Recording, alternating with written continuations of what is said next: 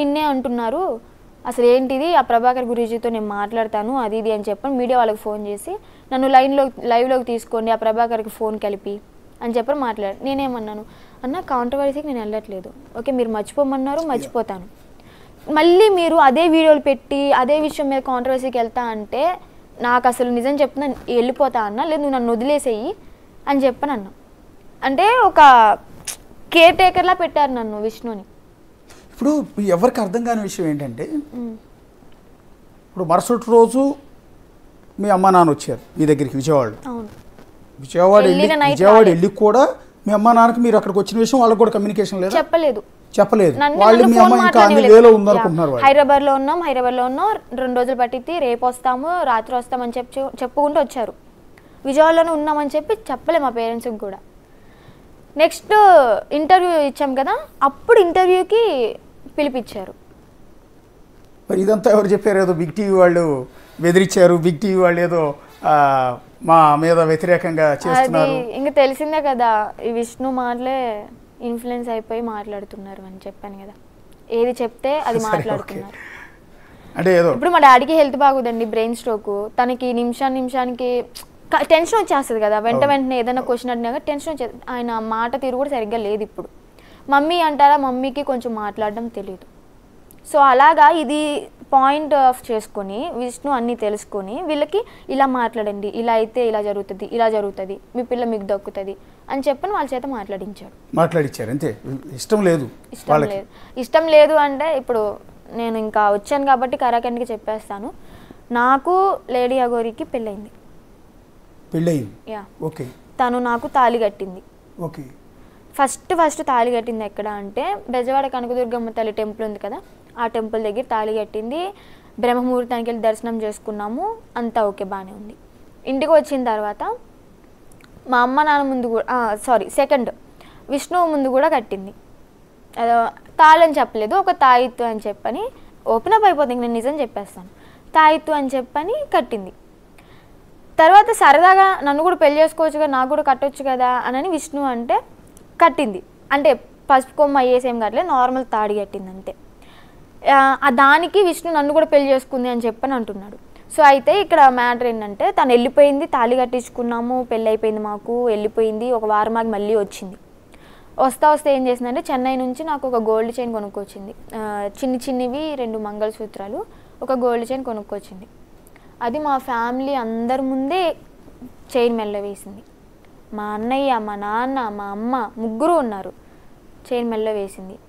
ఇష్టం లేకపోతే మరి అప్పుడే ఆపొచ్చు కదా మా పేరెంట్స్కి. చక్కగా కట్టాము, ఆశీర్వాదం తీసుకున్నాము, కోడలి పిల్ల అని పిలుచుకున్నారు. ఇంట్లో అందరం ఒక ఫ్యామిలీలా కలిసిపోయాము. ఆమె వెళ్ళిపోయిన తర్వాత కూడా ఫోన్లు చేసి మా మమ్మీని ఏమని పిలుస్తుంది అంటే తను సుందరి అని పిలుస్తుంది. ఏంటి సుందరి ఏం చేస్తున్నావు అంటే, ఏంటి కోడలి పిల్ల తిన్నావా ఎలా ఉన్నావు అని బాగోగులన్నీ బాగా తెలుసుకునేవాళ్ళం, మంచిగా ఉండేవాళ్ళం. మధ్యలో ఈ విష్ణుకి నచ్చలే అలాగా, తనకి క్లోజ్ అయిపోతున్నామని ఏమో కానీ, లేదా నేను అటు అట్రాక్ట్ అయిపోతున్నానో ఏ మైండ్తో థింక్ చేసాడో తెలియదు కానీ తనకి నచ్చకపోవడం వల్ల సో ఇంకా తన మీద లేనిపోని అన్నీ చెప్పడాలు అవి క్రియేట్ చేశాడు.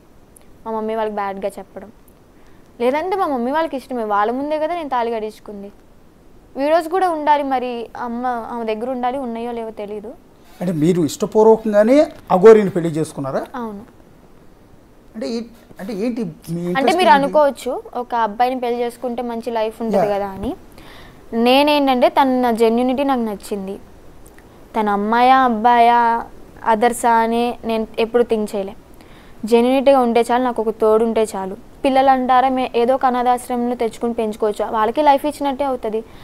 ఇంకా నాకు సెక్స్ అంటారు, సెక్స్ మెయిన్ కాదు, నాకు ఎప్పుడు నాకు సెక్స్ మీద ఇంట్రెస్టే లేదు. సో అలాగా తనకి ఒక లైఫ్ ఇచ్చినట్టు అవుతుంది, నేను కూడా తనకు తోడున్నట్టు ఉంటుంది, తను నాకు తోడున్నట్టు ఉంటుంది.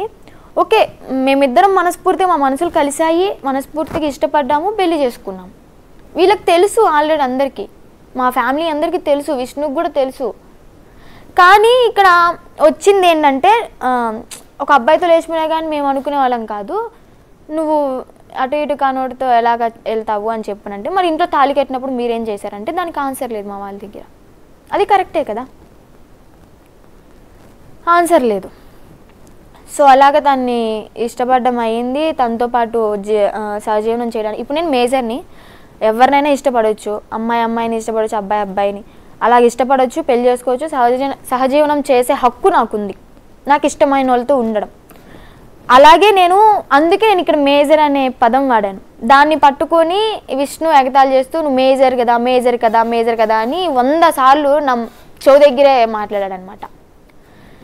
అది తట్టుకోలేక ఇంకా నేను సరే సూర్యాపేటలో రూమ్ తీసుకున్నాను చెప్పా కదా, మా మమ్మీని పిలువన్నా, మా మమ్మీతోనే నేను ఒక 10 days ఇక్కడ రిలాక్స్ అయిపోయి ఏదో ఒక ఉమెన్స్ హాస్టల్లో పీజీలో ఉంటాము, మేము వెళ్ళిపోతాం, నీతో అసలు మాకు సంబంధమే లేదు, ఇంక నువ్వు వద్దు అని చెప్పని నేను తిట్టాను. విష్ణుని తిట్టా, నువ్వు మా ఫ్యామిలీకి దరిద్రం అని చెప్పని తిట్టా. దానికి ఓకే నా దరిద్రం నీకెందుకులే, నీ కర్మ నాకు వద్దు అని చెప్పని కటిఫ్ చేసుకున్నాను. నిన్న నైట్ కటిఫ్ చేసుకున్నాడు. ఇంక మా మమ్మీ వాళ్ళు వచ్చారు, 2కో ఏమో వచ్చారు మా మమ్మీ వాళ్ళు. ఇంకా అప్పటికప్పుడే బయలుదేరి బస్సు కోసం వెయిట్ చేస్తూ 5:30కో 6కో సూర్యాపేటలో బస్సు ఎక్కాం, విజయవాడ బస్సు. విజయవాడ వచ్చాము. విజయవాడ వస్తే మమ్మీ నన్ను ఎక్కడ తీసుకెళ్తున్నారు మమ్మీ, ఇంటికే కదా తీసుకెళ్తుంది అంటే ఇంటికే అని చెప్పని విజయవాడ వచ్చేదాకా నమ్మిచ్చారు. విజయవాడ వచ్చిన తర్వాత రేపల్ల బస్సు ఎదుగుతున్నారు మా సొంత ఊరు తీసుకెళ్ళడానికి. అక్కడికి నేను రానని చెప్పా, నేను ముందే చెప్పా, నేను మన ఊరు వస్తాను, నేను కాదంట్లా, కానీ నాకు రెస్ట్ కావాలి, నా మైండ్కి రిలాక్స్ కావాలి, ఈ గొడవల మధ్యలో నేను అక్కడికి వచ్చి వాళ్ళ మాటలు విని నేను సూసైడ్ చేసుకున్నా కానీ మీకు ఆశ్చర్యపోవక్కర్లేదు అని చెప్పని అన్నాను. ఇప్పుడు అందుకే నేను ఇక్కడికి రావడం జరిగింది. ఎందుకంటే వీళ్ళు ఏవేవో మందులు వేస్తున్నారు నాకు. మొన్న విష్ణు గుంటూరు మానస హాస్పిటల్ అని చెప్పి సైకాలజిస్ట్ హాస్పిటల్ దగ్గర తీసుకెళ్లారు. ఆ డాక్టర్ ఏంటంటే విష్ణు చెప్పిన మాటలు విన్నాడు. విష్ణు కొన్ని అటు ఇటు చెప్తుంటే నేను కరెక్ట్గా చెప్పాను. ఆ మాటలు విని నాకు టాబ్లెట్లు ఇచ్చారు కానీ నాకు ఎలాంటి చెకప్స్ జరగలేదు. ఏ టాబ్లెట్లు ఇచ్చారమ్మా? అవి మా అన్నయ్య వాళ్ళు దాచేసుకున్నారు. ఇప్పుడు ఆ పేపర్ ఉండదు కదా, హాస్పిటల్ ఇచ్చిన పేపరు, అది చూయించి నన్ను పిచ్చిదాన్ని అని చెప్పి మళ్ళీ వెనక్కి తెచ్చుకోవాలని చెప్పి ట్రై చేస్తున్నారు. ఇప్పుడు పిచ్చిదాన్ని చూస్తున్న జనంలో ఏ ఒక్కరు కూడా అనుకోరు. అదే కదా, మెచ్యూర్డ్గా మాట్లాడుతున్నారు, అదే కదా, చక్కగా మాట్లాడుతున్నాం. సో ఇక్కడ ఆ పేపర్ ఒకటి వాళ్ళ చేతిలో ఉంది, ప్లస్ టాబ్లెట్లు. అవి ఎందుకంటే 6 నెలలు నిద్రలోనే ఉంటారంట ఆ టాబ్లెట్స్ వేసుకుంటే, కళ్ళు కూడా సరిగ్గా కనిపించవంట. అలాంటి టాబ్లెట్స్ తీసుకున్నాడు విష్ణు నాకు. బేసిక్గా సైకాలజిస్ట్ దగ్గరికి వెళ్ళినప్పుడు చెకప్స్ మెయిన్ జరుగుతాయి, విపరీతమైన చెకప్ చేస్తారు, కౌన్సిలింగ్ చేస్తారు. ఒక 2-3 hours అసలు నువ్వు ఎందుకు సఫర్ అవుతున్నావు, ఎందుకు టెన్షన్ పడుతున్నావు అని ఒక 2-3 గంటల టైం తీసుకుంటారు. 10 minutes కూడా లేం డాక్టర్ దగ్గర. తర్వాత కూడా ఇచ్చే టాబ్లెట్స్ ఏంటంటే యాంగ్జైటీ తగ్గడానికి ఒక టాబ్లెట్ ఇస్తారు, రిలాక్స్ అవ్వడానికి, హ్యాపీగా ఎక్కువ నిద్రపోతే నువ్వు మరుసటి రోజు పిచ్చి ఆలోచనలు అధిక ఆలోచనలు రాకుండా ఉంటాయని నిద్ర పట్టడానికి టాబ్లెట్స్ ఇస్తారు. ఇవి తప్ప వేరే టాబ్లెట్స్ ఎవరు ఐస్ కూడా కనిపించవు అని చెప్పని అన్నారు, కళ్ళు కూడా కొంచెం మసమసగా కనిపిస్తాయి అని చెప్పని అన్నారు. ఓకే, ఇదంతా అలాంటి టాబ్లెట్స్ ఇప్పించారు నాకు, నేను వేసుకోలేదు. ఓకే, మొన్న విష్ణు బలవంతం చేస్తే మధ్యాహ్నం టాబ్లెట్ ఒకటి చిన్నది ఉంటే అది ఒకటి వేసుకున్నాను. అది స్లీపింగ్, ఇది నిద్రపోవడానికి ఇస్తారు, సహజంగా ఇచ్చేది అది. ఎందుకంటే